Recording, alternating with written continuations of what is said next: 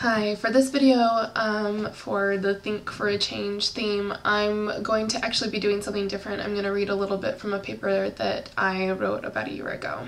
So, perhaps previous generations of feminists were overly optimistic about the realities of rape. In 1997, Andrea Dworkin wrote, "We called it rape. The younger women vindicate us. They are not bewildered as we were, stunned by how ordinary and commonplace it is.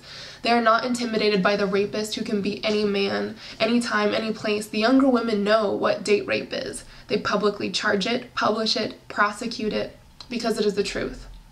I consider myself to be one of these young women to whom Dworkin refers, yet I'm quite bewildered at how commonplace rape continues to be.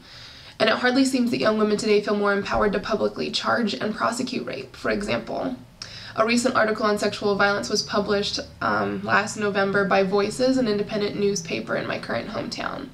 The article emphasized that rates of rape, sexual assault, and domestic violence in this small university town, it's a small town, big university, which includes one of the more shocking facts that between 10 and 12% of women students experienced a sexual assault while at this university.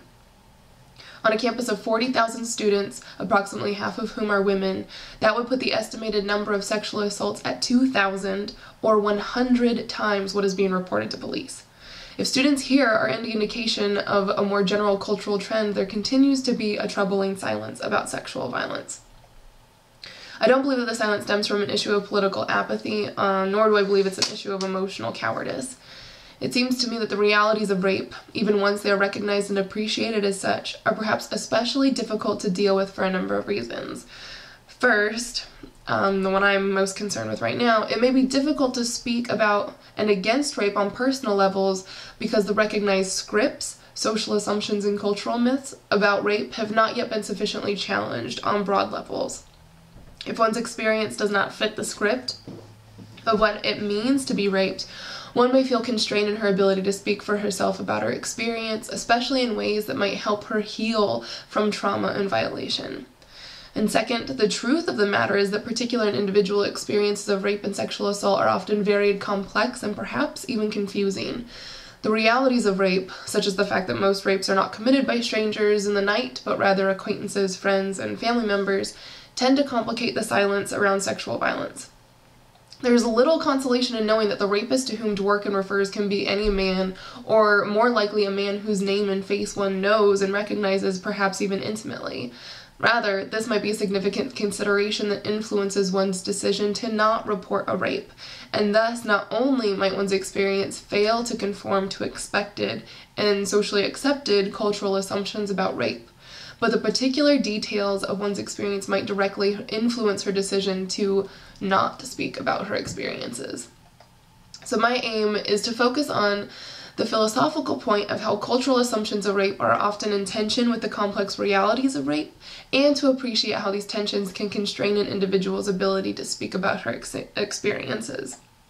And I emphasize the need for women to be able to come to voice about rape so that they can form narratives about their experiences in ways that encourage their own personal transformation and recovery. This is an issue of ontological healing, insofar as the forming and telling of narratives can be an important part of the process of creating and reconstituting the self. I use the work of Susan Bryson, a philosopher and survivor of rape and attempted murder, to frame my discussion. As Bryson has explained, it is in part by managing what, how, and when one describes her experiences that one can control certain aspects of the narrative, and that control, repeatedly exercised, leads to greater control over the memories themselves.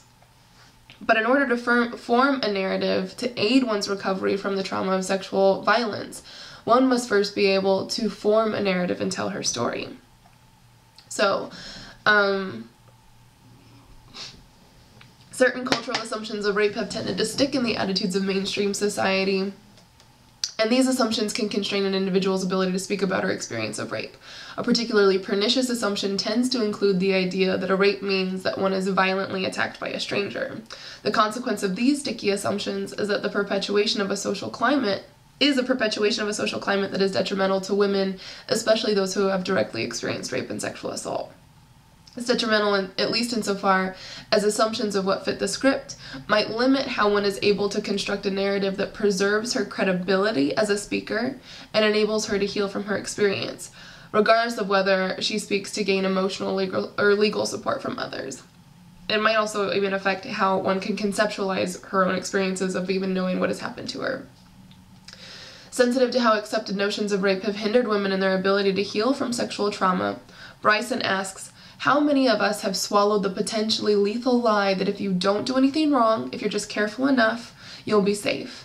How many of us have believed its damaging, victim-blaming corollary, that if you are attacked, it's because you did something wrong? These are lies, and in telling my story, I hope to expose them. The way that Bryson develops the narrative of her own attempted murder and sexual assault in her book Aftermath provides an example of how one's ability to speak about her rape can be constrained by cultural assumptions about rape itself. So this is a summary of the detailed narrative that Bryson provides throughout the majority of her book. It was in the morning on the 4th of July in 1990 when Bryson went for a walk along a country road in France. She was picking berries in baggy jeans and a sweatshirt and saw a man ahead in the driveway. She made eye contact with him, said bonjour, as she crossed to the other side of the street. The man greeted her back, and as it turns out, he lived in the house just across the street from where he would soon rape and almost murder her.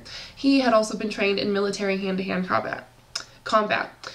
As she continued walking, he suddenly locked her in his arms from behind and dragged her off of the road.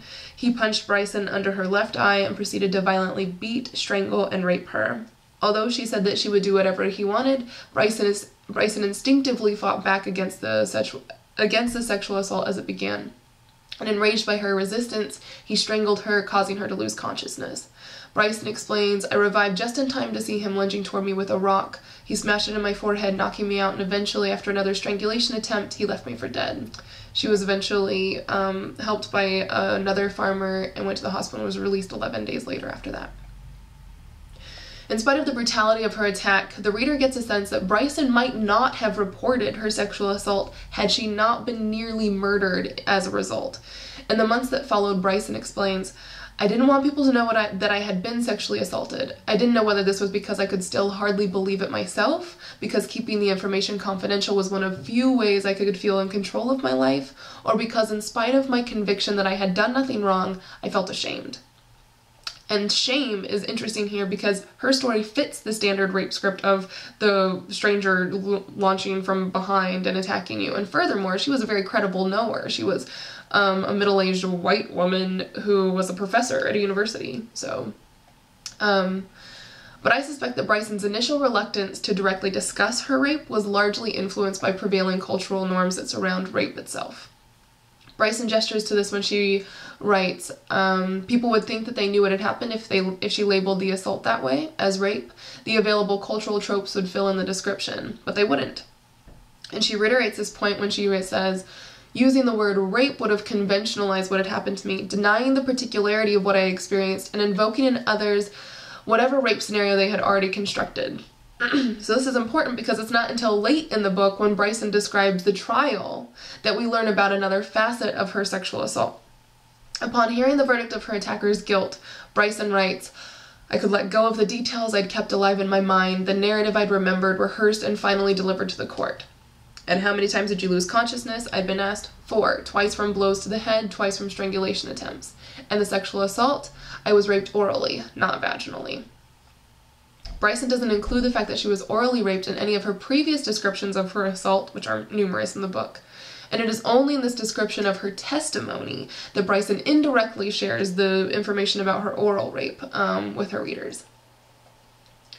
So I think that one can feel silenced by shame or the sense that others will be unable or unwilling to empathetically support the telling of her narrative.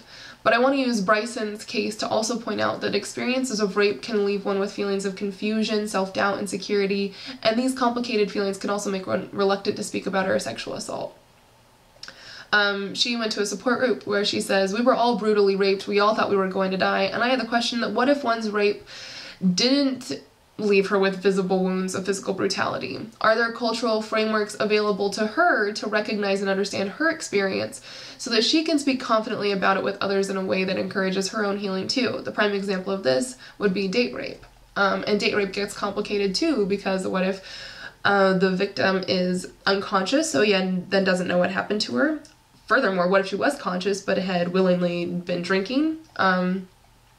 And what if she was with someone who she had had previous consensual sex with before? And furthermore, what if at the time of the rape they were actually engaging in some forms of physical sexual activity, but then when consent stopped and she said no, he continued and took it too far? This blurs the line of what's going on. Furthermore, let's see, even if most cases of rape are what might aptly be called date rape, it's likely that the same problem of silencing victims will persist if this merely becomes the new paradigm, the new rape script. It's still vaginally centered, it doesn't address women raping men, women raping women, men raping men, etc.